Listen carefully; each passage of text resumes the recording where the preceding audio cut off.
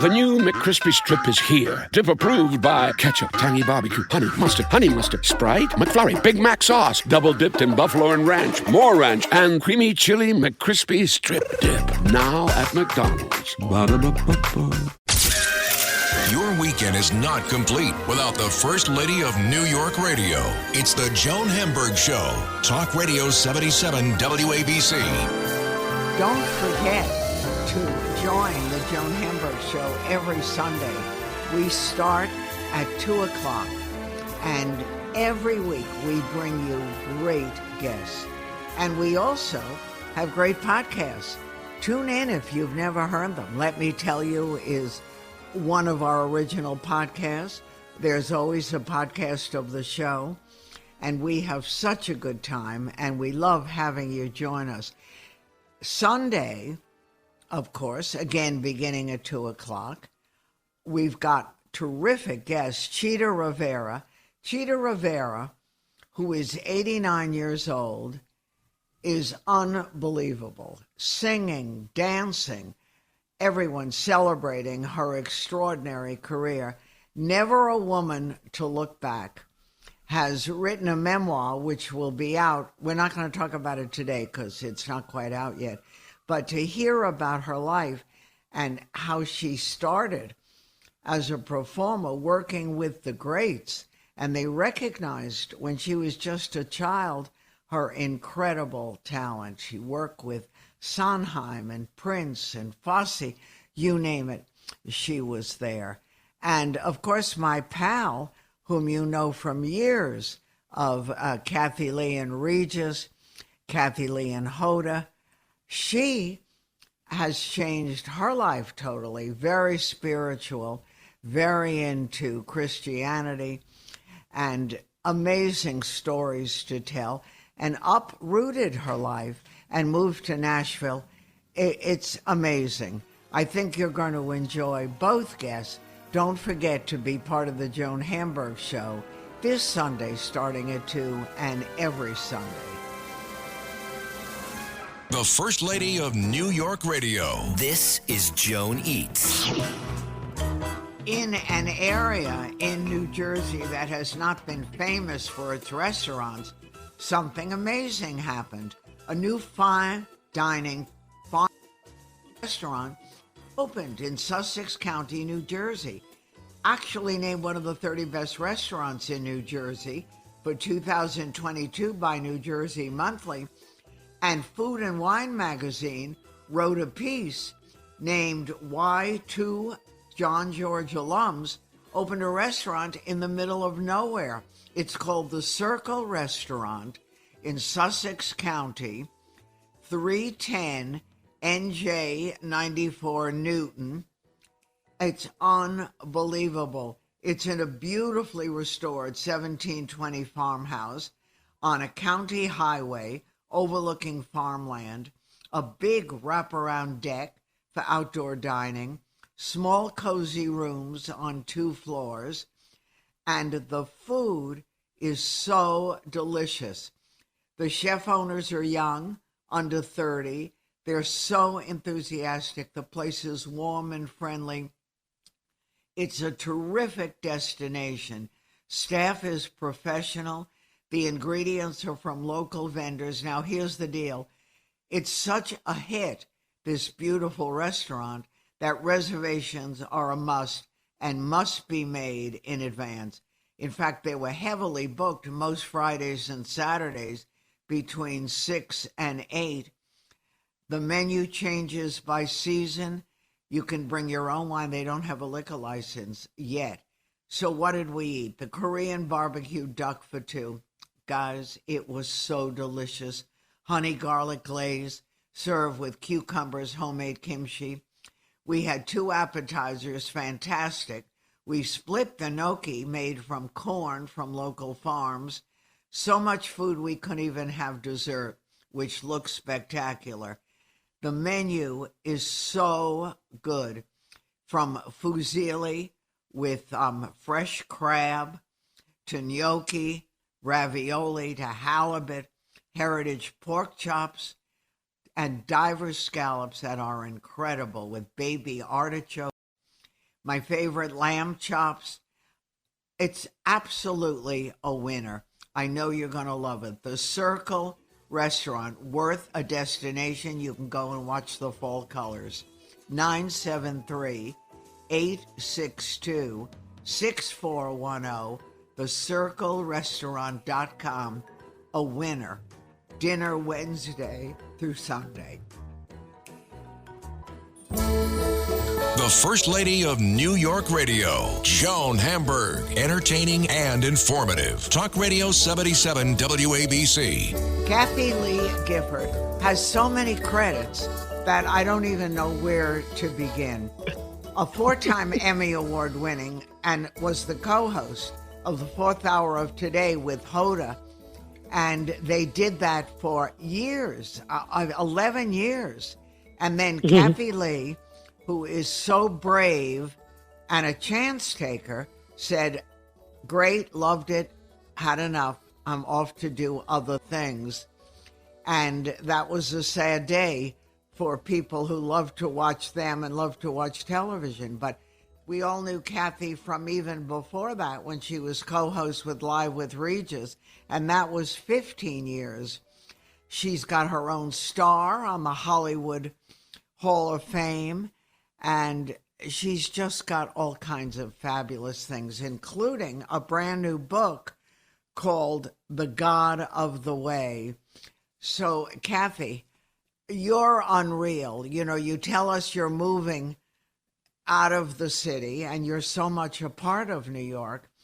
How did you pick where your next home was going to be? Was it the music?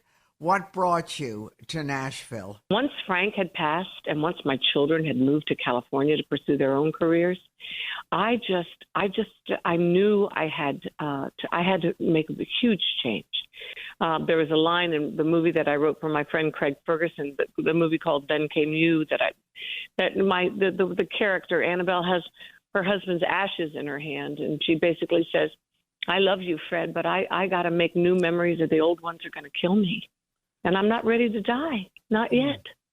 And I had always thought that I would go back to my beloved California, where I had lived for years. I spent 40 years thinking one day I'm going to spread my kids can spread my ashes in Santa Barbara, because I thought it was one of the most beautiful places in the world. Well, it was. And even that has, gotten to the point where I just said, you know what? I'm not going back there. I'm not going to deal with that kind of an environment. I hate the taxes are insane. The quality of life has just disappeared. The politics are so ugly. I mean, I have friends across the whole political spectrum, but I've always been able to talk to them respectfully and lovingly. I never would ever think for a moment to cancel somebody because they think differently about something than I do. They're good people and I love them, but you can't talk to people anymore in these big cities. And it was getting to that point in New York too, and it was so mean-spirited. And I just said, Lord, I don't want to live out the rest of my days this way. And while I had been doing that movie with Craig, I had been co-writing all the music with this brilliant writer in Nashville named Brett James. And so I spent a year coming down to Nashville and just writing and doing the videos and producing all the music. And I'd get on the plane on a Sunday afternoon. I think I've told you this, Joan. And I'd say, I don't want to go. Why am I so happy here? And this is not to put down New York. This is to put down what New York has become, the culture, not the people. There are wonderful, godly, good, moral, excellent people in New York. But anybody who says the culture has not changed has lost their minds. I'm sorry. I've lived there since 1982. You far longer than I have. If you're happy there, then God bless you. But I couldn't take it anymore. I said, I don't want to be mean, and I don't want to be anxious, and I don't want to live in fear, and I don't like I pay really high taxes. I don't want it to be filthy. I just said, this is just not the way I want to live my life. So I bought a small place in Tennessee thinking, I'll keep one little foot, one little well-pedicured toe in Tennessee, and I'll go back and forth. And honestly, there's such a culture of kindness here, Joan, that it just seduced me. I was so happy here. People are nice. and they love God and they love their country, and they.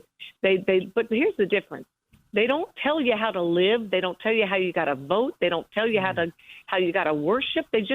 I went through 2 cycles of 2 elections since I've moved here 4 years ago. I just bought my first home here 4 years ago. I bought a couple since then because I get bigger and bigger because I want to stay more. I want to entertain more. I want more. I have more friends and I want to have them over. And anyway, they'd say to me, nobody screamed you about who you're going to vote for. They'd say, you know what? After you vote, let's get together and have a drink and write a song. And I'd go, I'm not in Kansas anymore. It's amazing. What is this where people just let you be who you authentically are? And then if you're a jerk, they'll let you know, but they let you be till then. And we've stopped doing that. When did that happen, Joan? But I can imagine you're as upset about it as I am. And it's not just New York. It's so many of the major cities that I used to love visiting. I won't even go to them anymore. I don't know who's paying taxes anymore in all these cities where people are leaving in the droves from them because, and you're certainly allowed to have whatever political opinion you want to have. But can we just be honest about some of the policies that don't make sense and are not working, and they're hurting people? People are suffering that shouldn't have to. Well, what's also interesting is that when you moved, you had always been a workaholic, but you now were working as much as ever, even more. And all the things you were doing that brought the Bible and the names that many of us had grown up with or heard, but a new reality came with you, with your music, with your stories, with the narrative. And it wasn't a new Kathie Lee, but it was a different direction at that moment.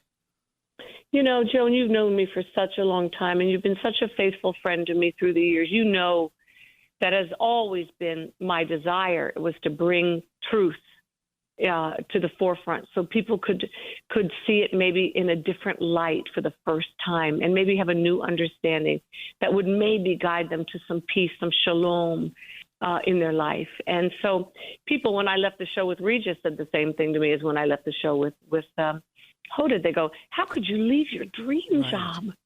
And I'd go, well, you know what? You're just assuming it was my dream job. When I was growing up, there were no talk shows, for one thing, and there certainly weren't any female talk show hosts. I never dreamed of being a talk show host. I wanted to be in Disney movies. I wanted to be on Broadway. I wanted to write stories that entertain people. That was always my dream since I came out of my mother's womb. So finally, I'd gotten to the point where I didn't have to take care of so many people anymore. And I had this huge home in Connecticut that I adore, but I had a staff, and I just thought, why am I still here? I could finally now move to this place in Connecticut, be surrounded by people who let me be who I am. They let me worship or not worship, go to church and not go to church, be an atheist or believe in miracles. They don't care. They just let you be, and they certainly don't tell you how to vote. And I just said, whatever time the Lord keeps me on this earth, I don't want to be fighting. I don't want to be arguing. I don't want to be defending. I just want to be sharing in a loving way what I've found to be true in my life. Because I've never tried to preach to people. And I'm certainly not an expert in biblical studies, but I study with the most renowned rabbis and Judeo-Christian teachers in the world. And what they teach me has transformed my life so much that I have to pass it along. I mean, it's almost like if you had the cure for cancer, would you keep it a secret? No decent person wouldn't, regardless of their politics. You'd share it with hurting, suffering people. I just feel like I have found the cure for the malignancy of the soul. And it's a God-formed vacuum in our hearts and in our lives that people spend their whole life trying to fill up with counterfeits. And it doesn't work. And it breaks my heart for people. It just does. I'm sitting here so exhausted and worn out. I just got off my umpteenth mountain in Israel. Because I just got home 2 days ago from, I'm writing my next book, and then beginning my next movies that I shoot there, because I want to tell the stories of the Bible in a way that nobody has ever told them before, and that's through oratorio and through narration and music with orchestras, and it's working, Joan. I'm so happy to say, along with this book, the new book, The God of the Way, that came in as a companion piece to this, my newest film, which is called The Way. And so the book's called The God of the Way. And it's on that. Oh, honey, thank you. It's all, I write with brilliant people.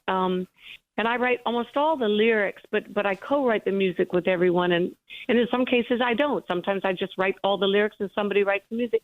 Whatever serves our narrative. We try to, leave our egos at the door and say, what do we want to say and how do we want to say it? So these epic stories from the Bible, and I believe the Bible is not the Old Testament and the New Testament. It's one unbelievable story we should have never broken up into two sections, because it's confused people. Oh, the Old Testament's for the Jews and the New Testament's for the Christians. No, then nothing could be further from the truth. The story of Jesus is a Jewish story, and all of his original, believers and followers and disciples were all Jewish. It wasn't, the word Christian didn't show up till many, many years later, when during the apostolic period, when the word of the way, that's what the early followers of Jesus were called, followers of the way. And the Christian is a Greek word, not a Hebrew word, based on Christos, meaning Messiah in Greek. So, there's just so much, as you and I have talked many times, so much biblical illiteracy. And studying the way I study in the Holy Land with these brilliant scholars, telling me what the Old Testament really says, what the Hebrew in it really says, and what the Greek in the New Testament really says. And the more I learn, the more I'm so convinced that the problem is that we've divided the Bible to the point that it's divided us.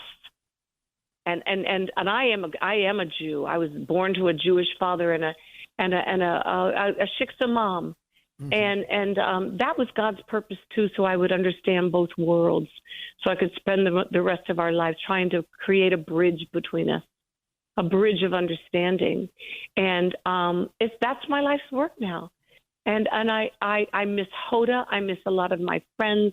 So many of our old crew at the Today Show have also, decided it's time to move on. And that's life. That's just the ebb and flow of life. But I do miss the people, but do I miss, what I used to do for a living? No, any more than I missed it with Regis. I just don't. This is what I was never meant to do long-term, forever. So, Kathie, if someone offered you, if someone came along and said, we miss you so much on television, and it's true, it's lots of replacements, but never the same, would you be tempted to go back? I'm wise enough to say I don't know what the future holds. I know who holds my future. So I'm open to whatever the Lord has for me. But honestly, the first thing I always say to everyone is, and I have been offered those things.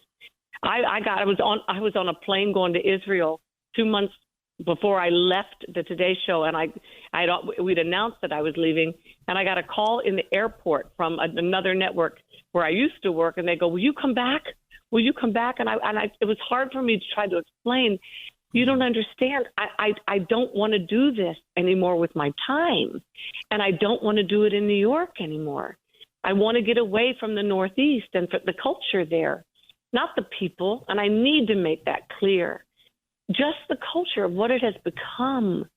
And I said, I'm free now to be who I am where I'm moving to.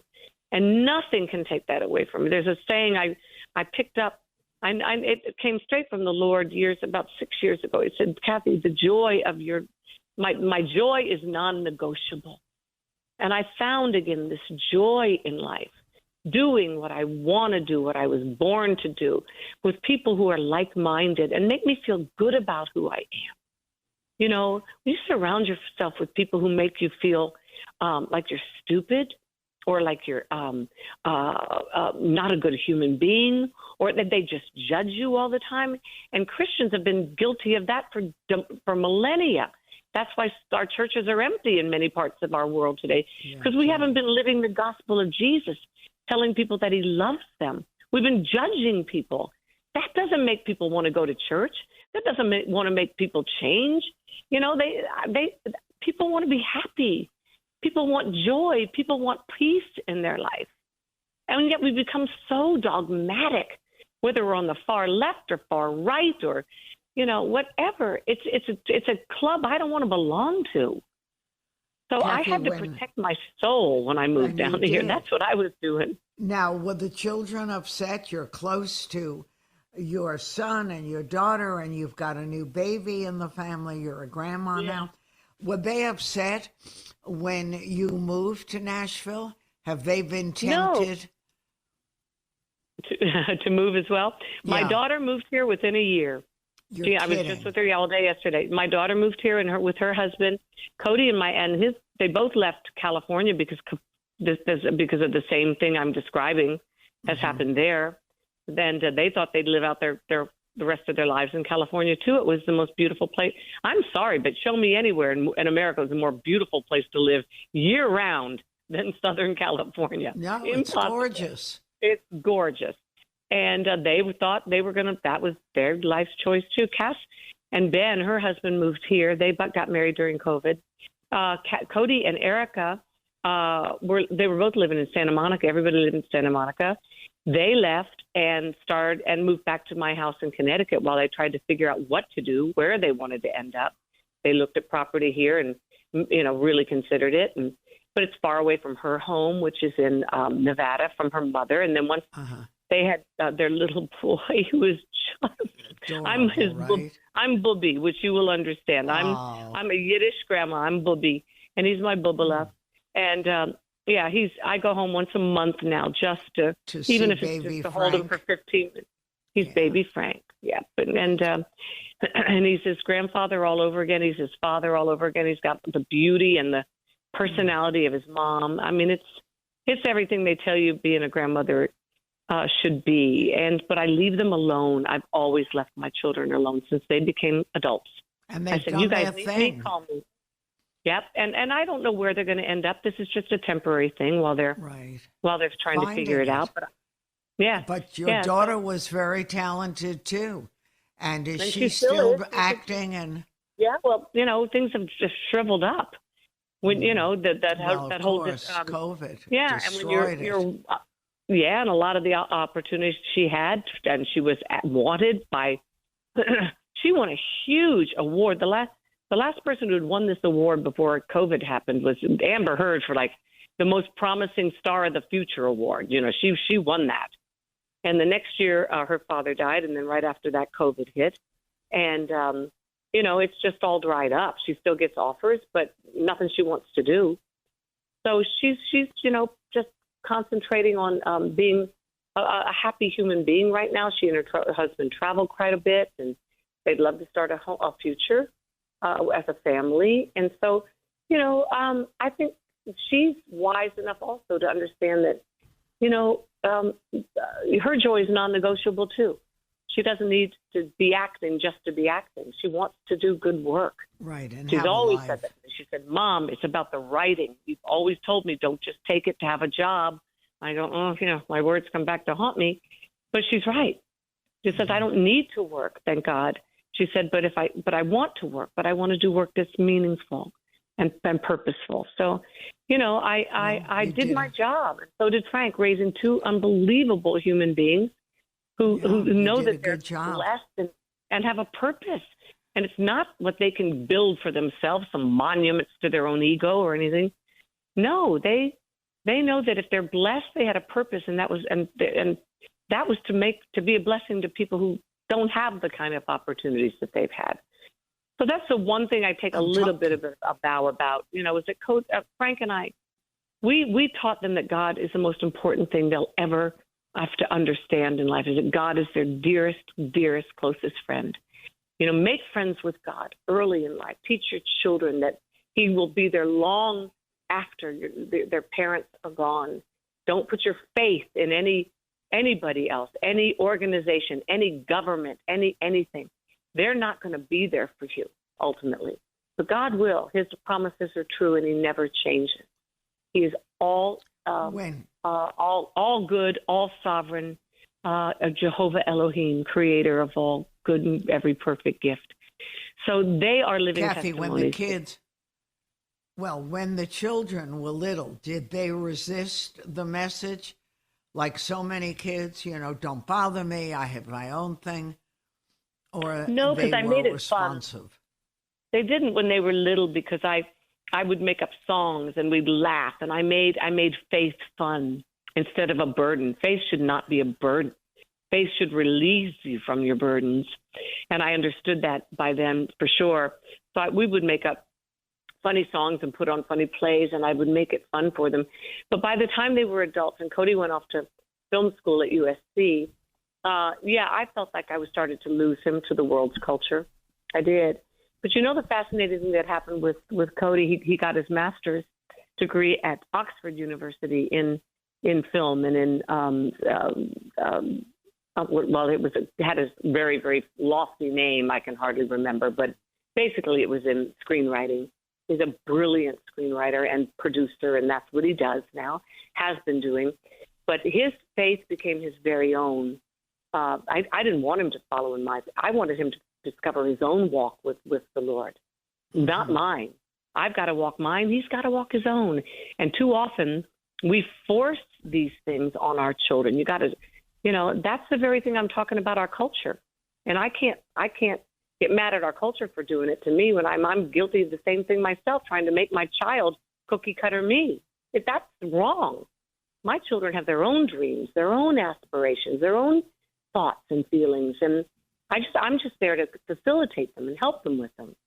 So I always told my kids once they became, adults, they would, I would never force, and I would never even give them an opinion unless they asked for it. And believe me, Cody brought some ladies home that it was all I could do not to give my opinion on it. Frank and I used to look at each other like, oh, but I didn't do it. I said, he's going to realize it. I don't want to push my child away. I want him to always feel safe that he can come to me with anything. I want my children to want me to be in their life. So that's what we have today, thank God, because while he was at Oxford, he discovered the God of C.S. Lewis, the God of Tolkien, and fell in love with his Savior Jesus, Yeshua to me now in Hebrew. He walks his own walk with him now. So I'm just grateful the Lord gave me the wisdom to say, leave them alone. You've done your job. You're only going to make it worse now, And so I'm talking to Kathie Lee Gifford, her book, The God of the Way, and it's her journey into the stories, people and faith that changed the world forever. And this is, Kathie, as I remember, your second big book on Jewish Christian faith. And she came out, too, with an oratorio, which has the most glorious music. Oh, honey, so thank you. You've done it all. It's a full-fledged, so, Kathie, it's a full-fledged film, Joan, which I sent you a long time ago before it was even finished because I wanted you to. Yes, I saw it. Mm-hmm. It's a full-fledged film. It's available on DVD now. It's the 4 oratorios put together telling the story of creation all the way through God calling a people in the form of Abraham and Sarah, all the way through what I hate to call, but the world knows it as the Old Testament, and into the New Testament, the story of how the Word became flesh and dwelt among us in the form of Yeshua, Jesus. And it ends with a call to the modern-day church, an oratorio called The God of the Other Side. When Jesus said, get in the boat and meet me on the other side, he said it to his disciples. And the other side was not just, the physical other side of the Sea of Galilee. It was a specific place where his very good Jewish boy disciples had been told their whole lives, never go to the other side. It's where all the pagans lived. It's where all the people, all the bestiality was, all the pagan worship, all the idol worship, that world. And if they would be unclean, and in the first century AD Judaism, they would be shunned completely from community by going there. But Jesus was basically saying, if you're going to follow me, you got to go to the other side where I'm going to go, because that's where the lost are. That's where the broken are. That's where the beaten down, the shunned, the canceled are. And they are desperate to know that I love them. You have to be my hands, my feet, and my mouth. You have to go and love them in my name. And that's the call to the church today, because we've forgotten that. Some churches Well, do I it was going to beautifully. ask you. I'm talking to Kathie Lee Gifford, whom you know, I can't even tell you for how many years, as a songwriter, a writer, author, singer, actor. We first met Kathie even before this, but she was on with Live with Regis for many, many years, and then worked with Hoda for at least 11 years.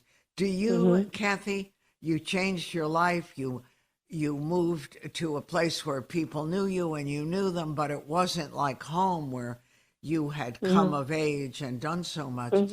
Do you ever question faith or what's going on? The world is so complicated, and as you said, not only have religions failed people in so many ways, our political leaders have failed us in so many ways.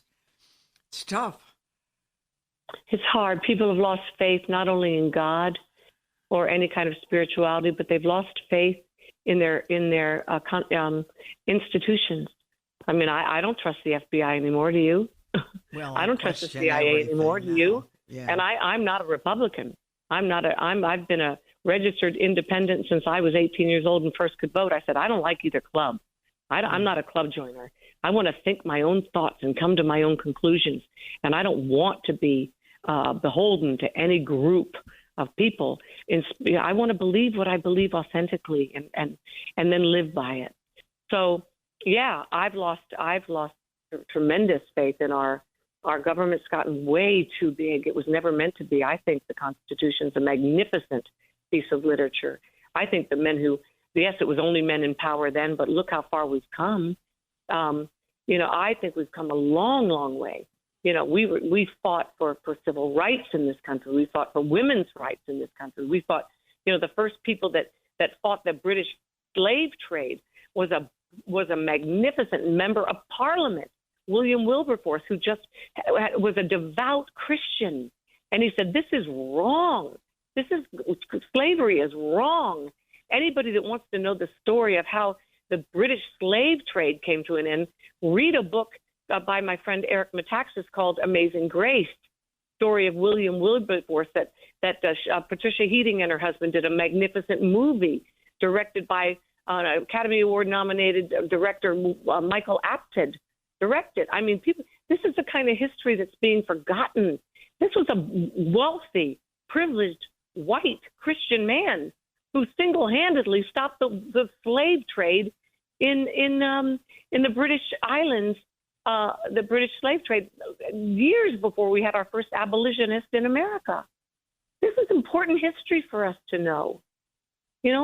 Nobody can say they love God out of the one side of their mouth and keep slaves on the other. We know innately it's not right. Every single human being is precious and equal in the sight of God, their creator. So, I think there are things we can celebrate as a nation still. We're still trying to make things better. But you know what I'm really for, more than anything in the world? God. I'm for term limits, doggone it. I think a lot of us are with you. I rarely talk politics with you, but there's just too many people who get too comfortable there and forget why they were supposed to go to there to serve. And never want to leave. I'm talking to Kathie Lee Gifford, her new book, The God of the Way, and her oratorio too. Kathie is The Way, and it's all available. And congratulations on being a grandmother. I love checking up with you. By the way, your love life is good. You know what? My personal life, I've learned to keep things that are precious, quiet.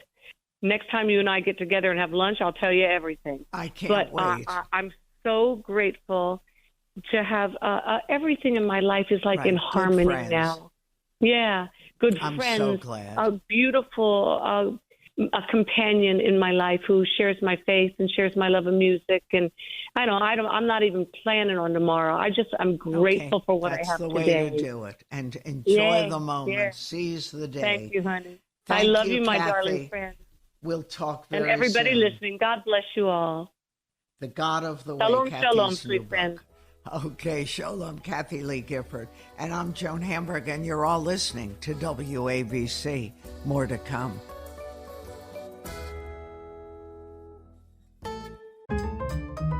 Whatever the occasion, effortless elegance is right this way.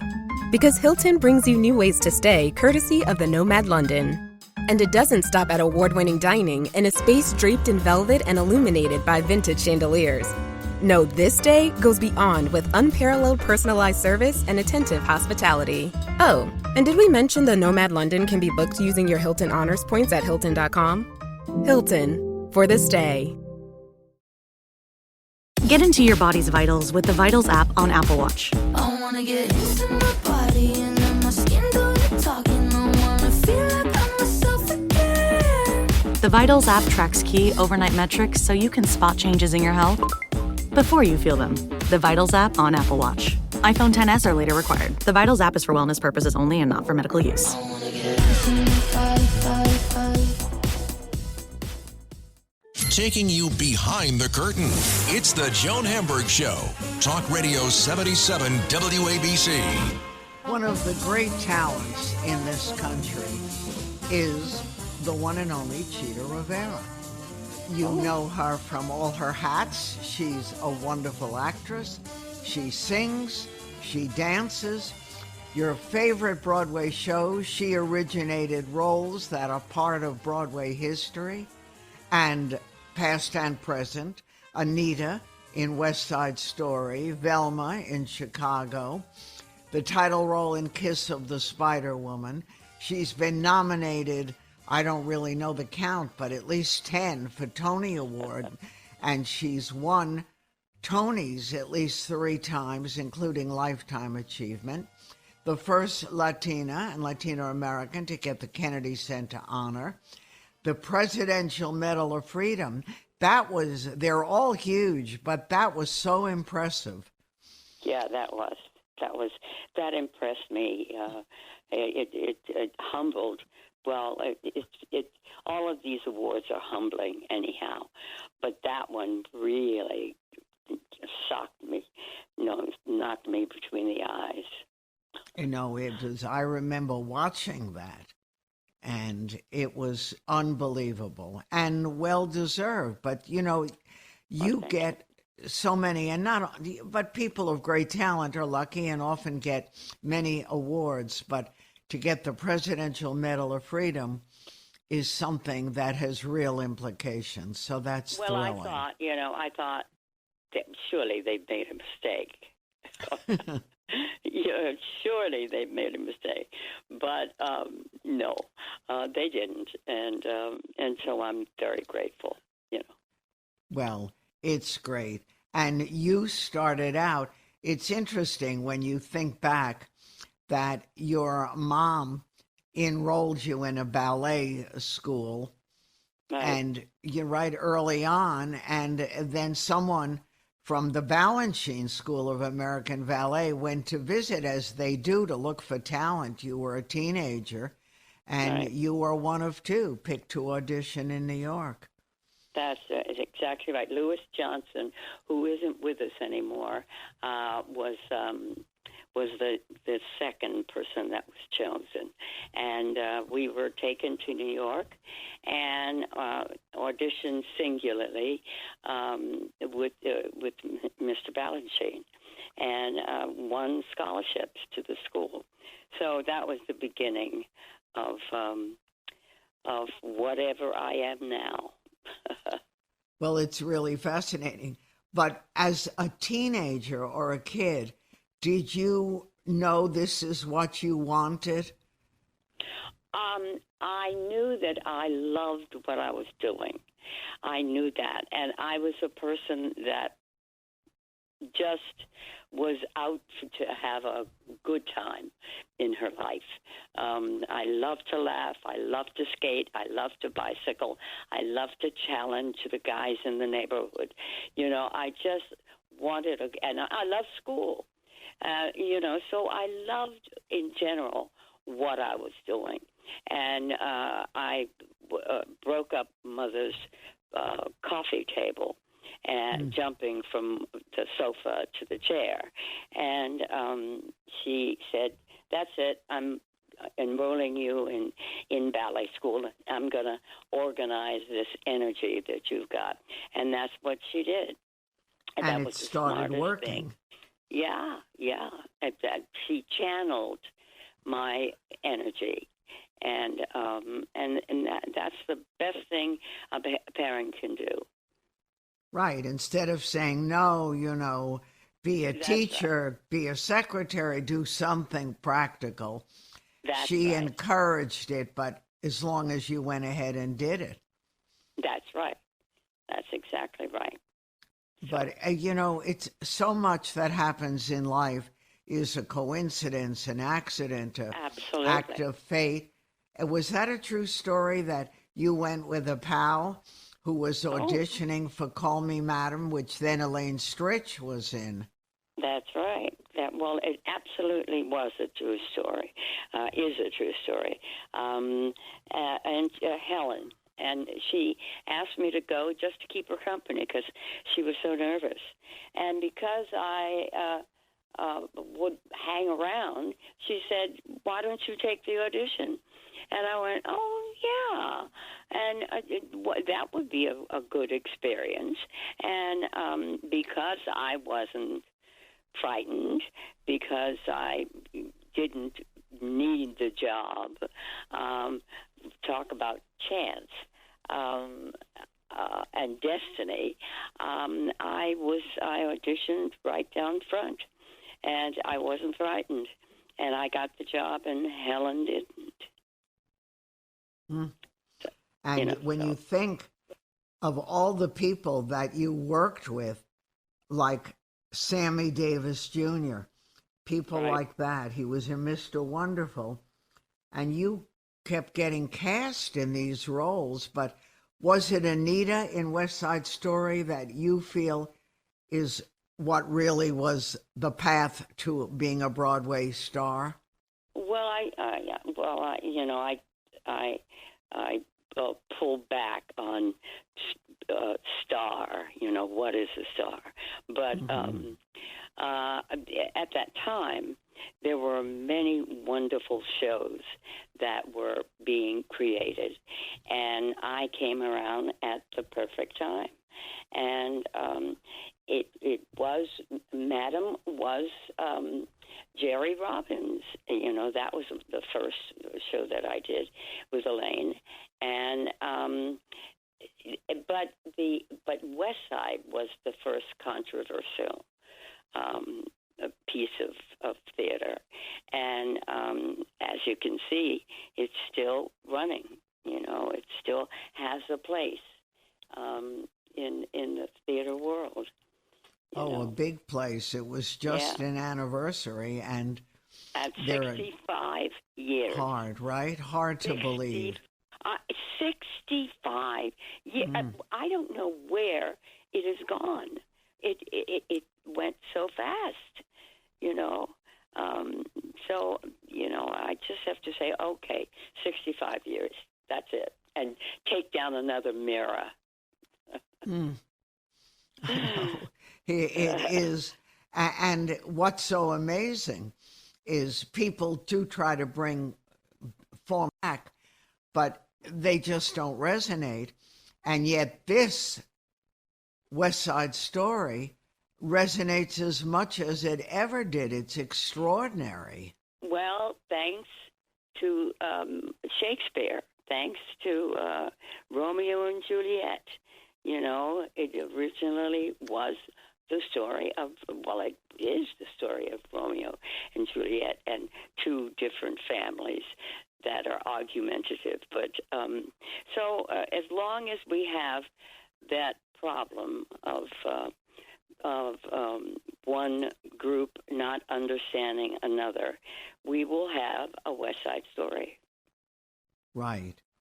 And using all your talents and still bringing joy to everyone. It's one of the things that every time I see it, I feel like I haven't seen it before. And that's what's so amazing.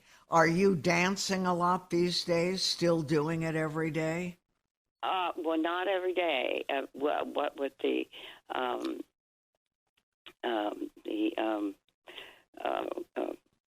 what was that terrible thing we just had? The COVID thing. Yeah, the COVID.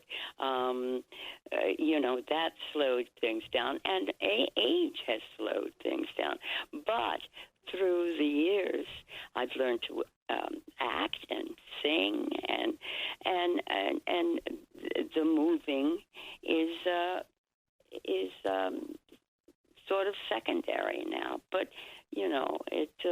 it's still good. It's still good. No, and you've done reviews, and I understand we're going to wait until the book comes out, but Chita memoir is coming out in a year. That's right. It is. It's coming out. It's being released actually on my older brother's birthday, April 25th. And I'm thrilled that it's being released on his birthday, and you can pre-order it on Amazon, Barnes and Noble.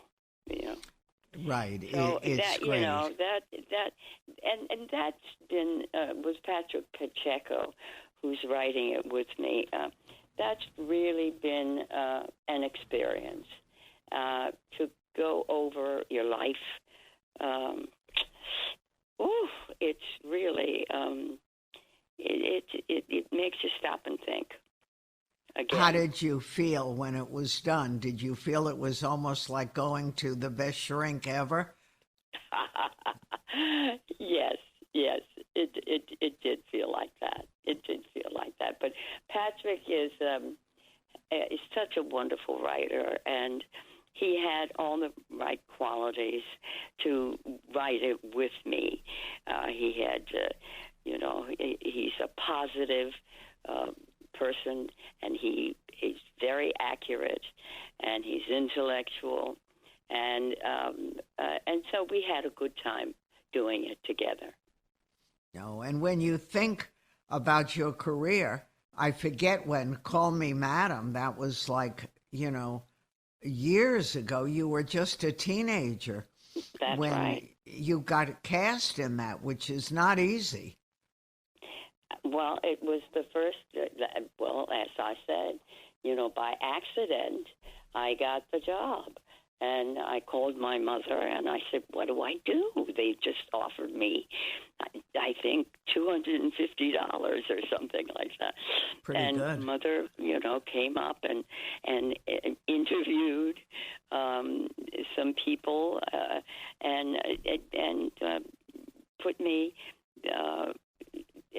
under the arms of two older people in the show that would act as my chaperones, and she let me go.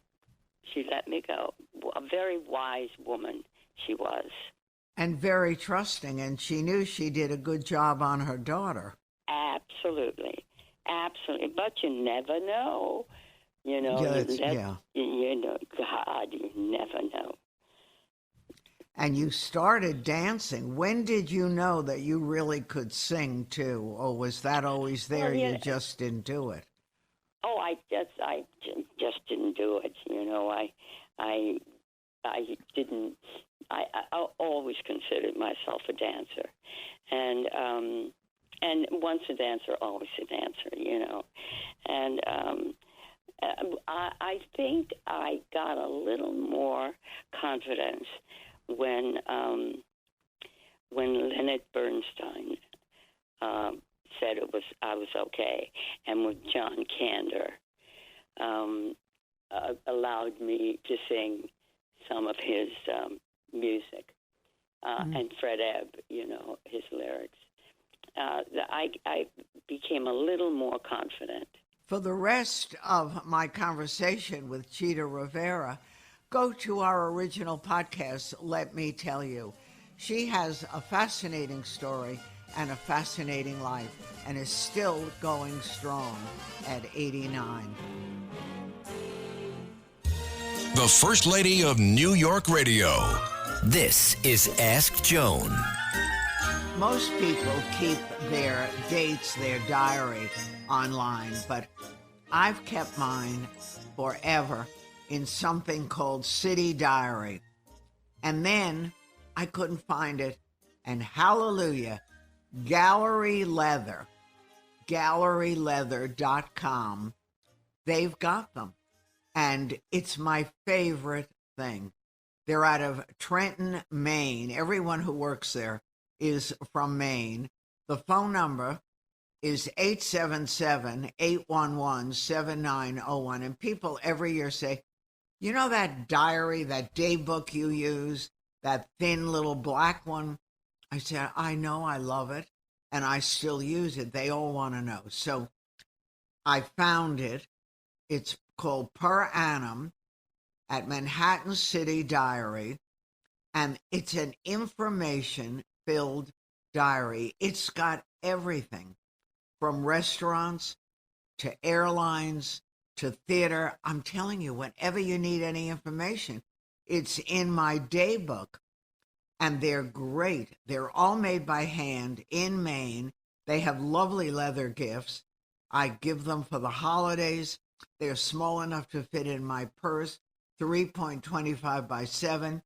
They come in full grain black leather for $47. Shall I admit that when it comes to the day book, I'm cheap? Simulated leather for $9.60. You can personalize them with initials. They absolutely include everything. You're looking for a shop? It's in there. An art gallery, nightlife, emergency numbers, full-color street maps, subway, transit, zip code maps. It's really great. They even have a vintage wine list. They deal with holidays. It's a good time to order your book for 2023. Go to galleryleather.com or order 877-811-7901. And now I'm looking, and we're coming up to the 3 o'clock. So stay with WABC. It's got great programs all day long. I'm Joan Hamburg.